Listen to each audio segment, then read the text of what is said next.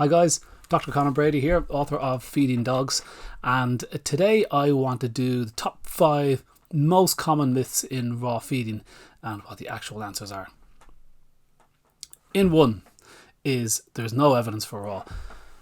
There's no scientific evidence. Prove to us that raw is better. That is such a classic line from the industry, and it is the same line that's trumped out by industry the world over.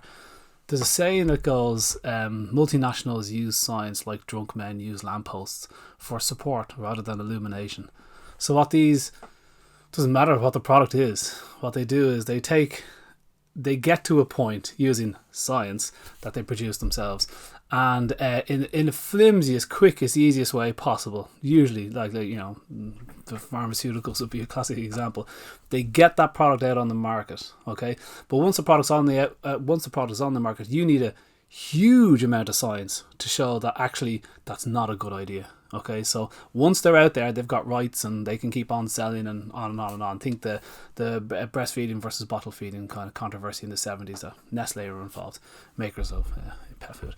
But they in the 70s, they took the stance that, we are selling this product and we say it's fantastic for babies, so, you have to prove it's wrong. When the problem is proving something wrong is very, very difficult. You need people at the top with a huge amount of will, first of all, because they're not getting paid to do it. Okay, so it's not going to be a government agency. It's not going to be some public servant that goes, you know what, I don't like bottled or powdered formula. It's going to be something else. So it's a collection of well-meaning parents or one or two really top scientists. You got to get the right scientists involved. You need a lot of them, collect an awful lot of data. It takes time and it takes a huge amount of money. Now tell me who's going to do that for each and every product that hits the market. Very, very few. So you can see how hard it is to get some of these products off the market. Dry food is the same. They leapt, the evidence-based veterinary sector. I hate using those inverted commas, they're so sarky, but they do call themselves the evidence-based kind of medicine, everything's evidence-based. So they have leapt to this dry food product. And from there they say, prove what we've done is wrong. So that's where we are today. That's my question. And I'm being told I have to prove that what they're doing is wrong. The short of it will be, well, you're the one who took the leap to this ultra-processed food made by a candy company many years ago. It's not really for me to prove what you're doing is wrong. It's for you to prove what you're doing is right. So I could flip the question and say, have you any evidence of why cereal-based dry food is better for a dog? And they go, oh, well, this is evidence-based. Look at the science. We've got books and we've got charts and blah, blah, blah. And you go, oh, yeah, but just talk to me about the study you read that convinced you cereal-based pet food, ultra-processed cereal-based pet food, high carbohydrate, low protein, chemically preserved, kibble, biscuits, are better for a dog than a well-made fresh food diet. Raw food, of course, is dangerous and all the other myths that we're going to get into. Yeah, no, just come back to the question, sorry. The study you read as an evidence-based scientist that convinced you. I mean, there must be many, because this is for all extents and purposes a meat eater, and you're feeding them plant food, 4 or 5% meat meal, which is bone meal, and the rest is plant ingredients. And that's quite a leap. So there must be lots of convince you as an evidence-based scientist, one that's asking me for evidence. Of course, you must have read a lot yourself, so you go ahead and you wait and they bluster. Okay, so look, I'll tell you what I'll do. We'll do head to head. Okay, so I'll do a study that convinced me raw might be better, and you do a study that convinced you dry might be better than well-made raw dog food.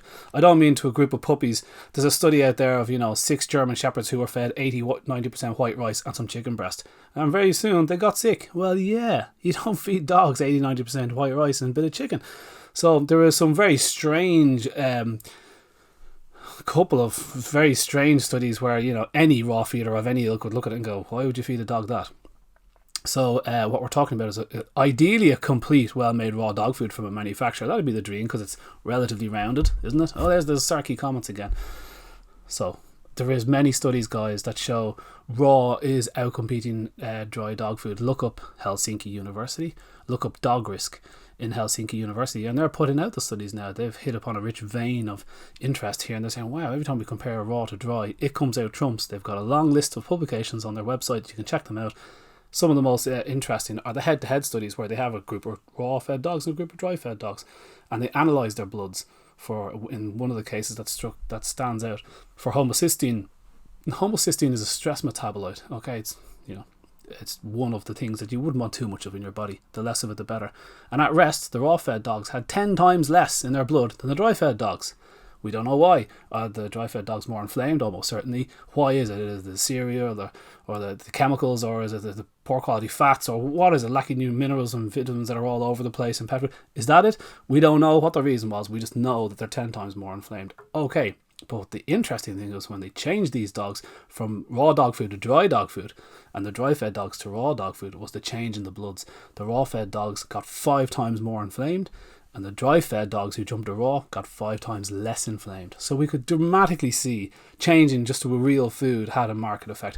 There's lots of other little minor studies, but that's a great head to head. And then I'm standing in front of my evidence-based science and say, now you go. What was the study you read? Oh, well, you do. It's and off they go on to their other reasons why they don't like it. But they won't address the point that you are asked for evidence, but they will not produce it. Okay, so that's the first myth I would like to think busted.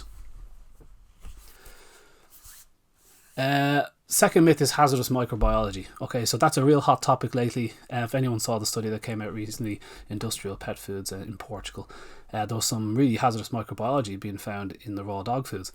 This is absolutely expected. Raw dog food is going to be the canary in the gold mine. They take pieces of meat from the human food chain. They're not allowed to deal with all the weird kind of meats that can go into dry pet food. Certainly in the US, we're not allowed to use, 4D meat, dying, diseased, disabled meat. You're not allowed to use cats and dogs, restaurant waste, all the stuff that can be permitted for rendering plants in the US.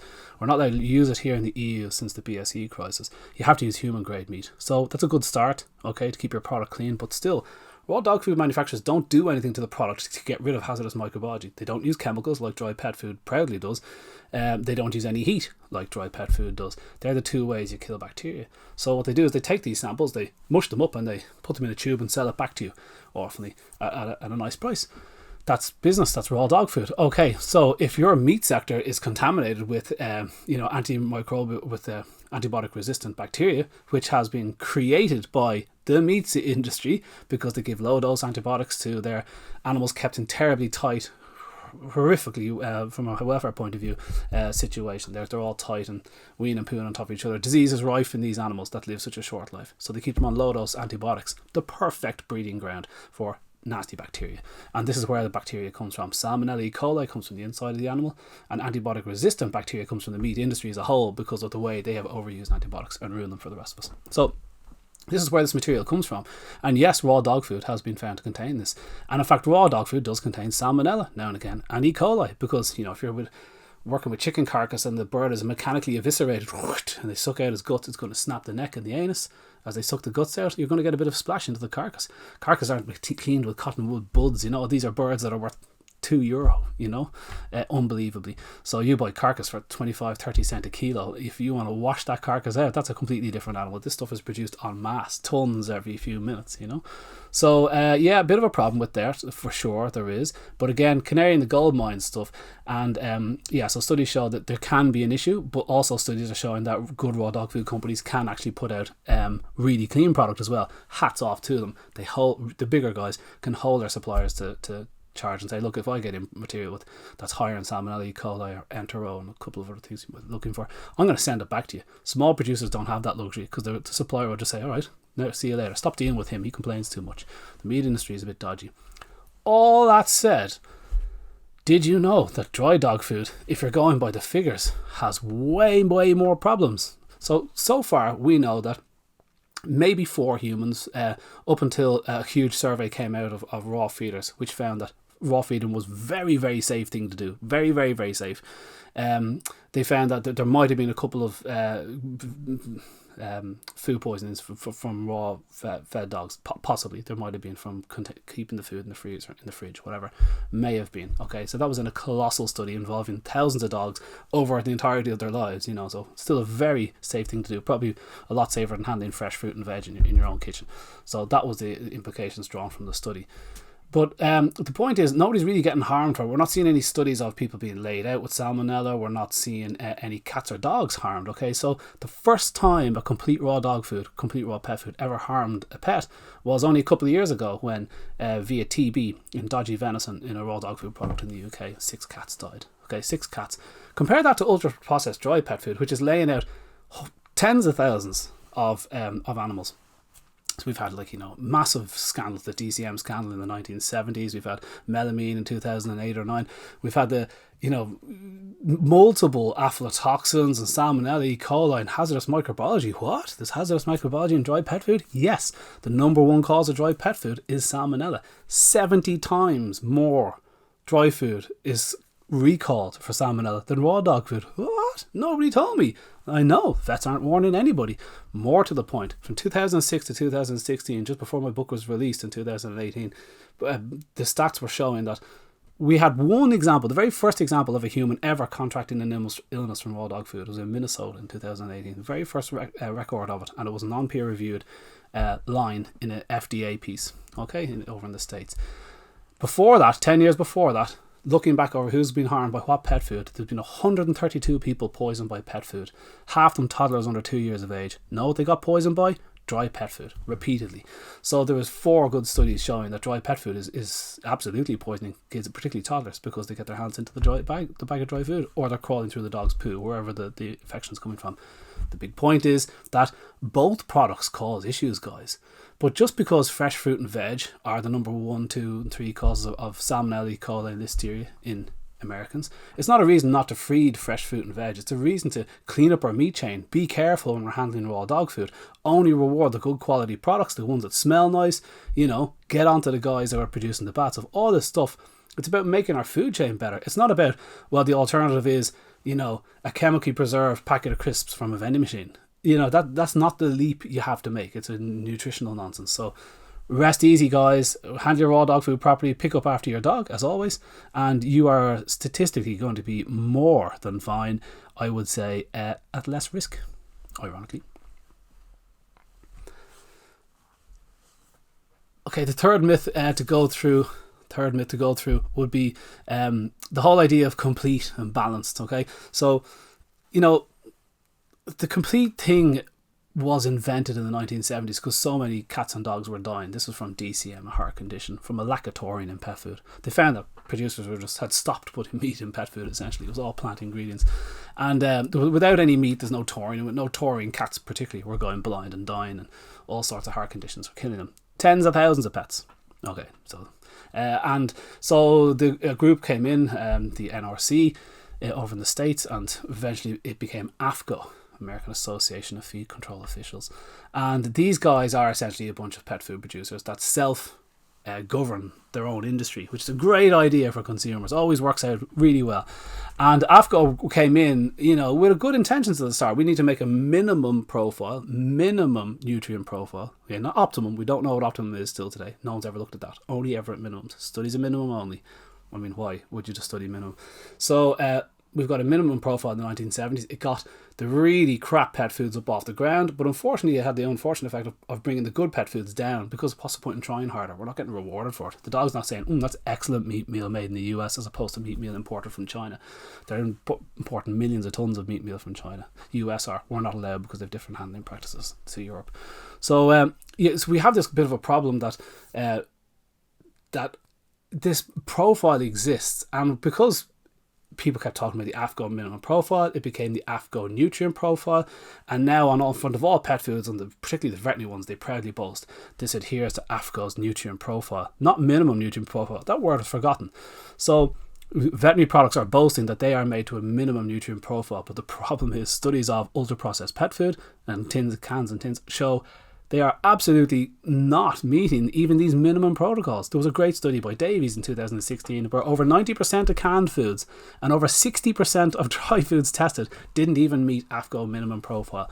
So come back to me and tell me what complete pet food is. It's absolute ridiculous. If it existed, we'd have it for humans. We'd have it for the poor. We don't. We'd have it for astronauts. Okay, nothing replaces fresh food, fresh nutrition, fresh vitamins and minerals. They're so much more bioavailable to the body. Fresh fats versus a fat a year ago, chemically preserved. Anti-life on your food. How's that good for your gut flora? On and on and on. High carbohydrate, high sugar. This product is not made with the nutritional needs of your pet, and nobody has proven it's complete. There is no studies to show it's complete. There is 6 or 8 caged dogs for 6 months fed this material, and at the end of this ridiculously small test, they take a blood sample from the dog, and as long as they're within acceptable norms, the food is passed. And you're allowed to repeat that test as many times as you want until you get the right test, and then your food is complete, badge on it. And now you don't even have to do that test. Now you just have to say, well, this product is kind of like the product that did that, so it's fine. Honest to God, guys, look it up.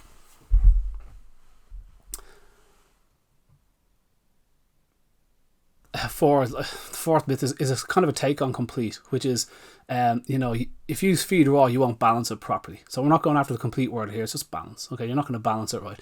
You might forget to put in some magnesium, and his butt will fall off when you're walking down the street. So you might. Where do you get your selenium from? So all these terrible, scary questions that vets are very, very perplexed about. So better you feed this product that has been scientifically proven by, Ronald McDonald, apparently. Rather than take the risk of feeding real food to your pet. So you just counter that very quickly with, okay, vet, well, you have kids? Yeah? Okay, well, how much calcium did you give them yesterday? Oh, you don't know. Well, what's their RDA of calcium? Surely you know what, one of the most macro minerals out there. Sure, how much calcium does a kid need every day? Whoa, what? You don't know? Where do you get your calcium from? How does that absorb compared to milk? What's the milk controversy? Is it better to drink milk or not? Where are you on all those sort of nutritional principles with your own kids? Well, I don't know. I just do dogs. Do you? Okay. Well, I just do humans and dogs, and I'm telling you that it's the exact same. We wish we knew all these things in our kids, but we don't. We look at their diet and go, did she eat anything green this week? Please God, tell me she did. Okay, she's 3 years old. There's no telling her anything. So I don't know where she got that from. So it's the same with dogs, guys. It's as complex and as simple as that. We know what dogs need. They need meat, fresh meat, bit of bone, bit of organ meat, bit of plant material maybe. And that's it. Simple as that. We do our best and dance around with rough ratios, which we could talk about, but we don't need to because I'm getting on a bit here in this video. But it's as simple as that. So relax. You're going to do it as well and as badly in your dog as you are in your kid, but they're going to be perpendicular and far, far healthier than if they were living on pizza every day of their life. So believe me, guys, just do a little rudimentary bit of studying, listen to what Heidi and ProDog are telling you, have a look at the ingredients that they're doing. Now you've got your recipes, if you wanted to make your own, and variation. Vary up the ingredients from 1 week to the next. That's how you cover your bases. It's not about getting everything in every meal. George Jetson, it's nonsense. You can go months without vitamin C, which is the vitamin that you need most of by far and away. But you can go months without it without any ill effect, and then the next day, bam, it'll get you. So if you're getting smaller bits of vitamin C from here to there, you can exist for a long time, and we can go around with slightly stiff joints and maybe poor skin or whatever, and not know actually it's a creeping vitamin deficiency. Most Westerners are vitamin deficient. We don't eat enough greens anymore, so we're totally defunct in manganese, magnesium, all that kind of stuff. So we're under eating the really good stuff and the good fats. But we're doing okay, so don't stress it, guys. You can do it. Don't listen to them. Do listen to them, but just don't listen to the fear. Fear is the biggest motivator to keep you picking that bag off the shelf, okay? That's what's keeping you in place. And once you kind of shake off that fear, it's just really, really easy. Next thing you know, you're having a bit of a down day. It's like, right, dog, you're getting 2 eggs and some tin of sardines. Sorry about that. Enjoy. Pity about them. 2 eggs and a sardine. Lovely dinner.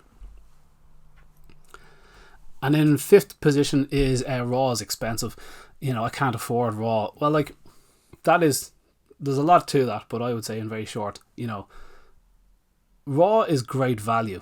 You are comparing fillet steak to, Weetabix with a cow's toenail in it. No offense to Weetabix, but it's just pure wheat with a cow's toenail in it from a land far away, cooked a year ago with all these chemicals and nonsensical stuff you wouldn't give the mother-in-law. Okay, so you're comparing really good quality food to this junk food product, and you're saying, oh, this is a little bit more expensive. And you're going, well, guys, it's very hard to convince someone that, taking really solid nutritional steps now saves you money long time, saves you health points long time. So it saves you time with the doctor, it saves you cash, saves you time in the hospital.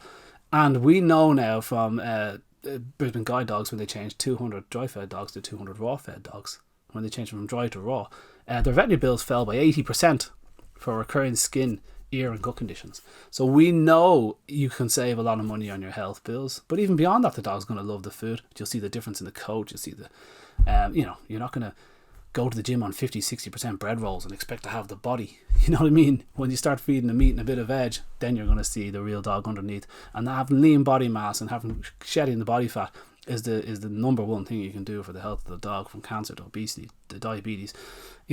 That's the way, that's the road to good health. These are long distance running animals. Okay, for the large part, we've got a couple of strange breeds out there, but for the very large part, very lean is good. The dry pet food industry has this bell-shaped curve of normality for body weight that the vets then regurgitate, and they say, 1 is too lean. It's like, cancer lean. Okay, fair enough. And then 2, 3, and 4, it's not ideal. 5 is perfect at the top of the bell, and then 6, 7, 8, 9 is going into overweight and obese. Okay, so we've lots of studies of the 6, 7, 8, 9 overweight, obese. Not good. Okay, not good for you. And 5 is perfect. Utter nonsense. There's no evidence whatsoever to say 2 and 3 is not healthy for a dog. We know the longest living human populations are the leanest. So the leaner you are, the longer you're going to last, the longer you're going to get into your joints and everything else. So I would say that when you feed raw, you are getting a healthier, leaner, more robust dog. He's going to live longer. He's going to be out of the vets. These are statements that I can make that are not backed up with these huge long-term studies, but they just have enough circumstantial evidence that there was a whole chapter in my book dedicated to it. And it does kind of put the idea to bed that that's where we are. Like, if you can do better, prove it to me. If this stuff is healthier for my dog, show me a study where health was better on this ridiculous food that you're feeding. Show me that they live longer. They've made those claims and they've ended up in court over. The Federal Trade Commission slapped their hand and said no, because when they look into the diet, they didn't do that at all. So they looked into the studies, it didn't happen at all. So raw is not expensive, guys. So you can feed medium quality raw, pre-made raw dog foods. There's high quality raw dog foods. There's different types and different prices, and you can find where your level is there. But complete, well-made, complete raw dog food is just one part of the puzzle. You can supplement that anytime you want. Walking through Tesco's, you see some half-price meat. Best before, not bad after. Lovely, have a bit of that. Dog's eating beef mince tonight with a bit of complete raw. Or, you see some chicken legs, chicken thighs or whatever. Lovely, 2 chicken thighs out into the garden. Be quiet, enjoy that.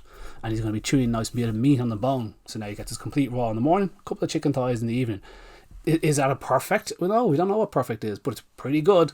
And he's probably in the top 3% fed dogs in the UK eating like that. So, that is the way to kind of save a bit of money. And then you can start doing DIY, where you make the raw yourself. You buy the meat with the bone in it from your suppliers, or you feed meat on the bone from supermarkets, butchers, whatever. You add in your own bits and pieces according to whatever window dressing you think is ideal for the dog. Everyone's different, and that's the spice of life, isn't it? And then you can make up your own food. That cuts your food bill in half from the pre-made price, let's say £4 a kilo, down to about £2 a kilo when you're feeding them yourself. And even then, if your final option was to jump back to kibble because you were looking at 3 German Shepherds going, these are going to eat me out of house and home, and my wife will leave me. And you go, okay, you've got 3 jumbo carnivores, unfortunate. Now you realise what they need, and it's hard for you to go back to kibble. But if you're just about to go back to kibble, which is 50-60% rice, let's say, well, why don't you feed DIY raw dog food and put in 10-20% porridge yourself? Why wouldn't you add in your own carbs? Okay, 10-20% porridge, carbs that your dog doesn't need, but no harm. He has taken tiny little evolutionary steps towards ingesting some plant material and a little bit of carbs. Give him 10-20% porridge yourself. You've just taken 20% off your DIY raw price, so you've lowered it even further, and your dog's still got a lovely, great meal for at least 80% of the time. Is brilliant, and if he gets a bit of slow to digest carbs in the form of oats or quinoa or whatever your nutritionist is telling you to feed, don't apologise for that if the alternative is to jump to this absolute muck product that's going to sicken your dog and shorten his time on the planet. Life is too short, particularly theirs is definitely too short to be feeding them crap food. So listen, guys, I hope those myths were busted well and truly for you, and if there's any questions, you can get on to me anytime you want. You'll find me at Dogs First, and yeah, talk to you soon. Bye bye.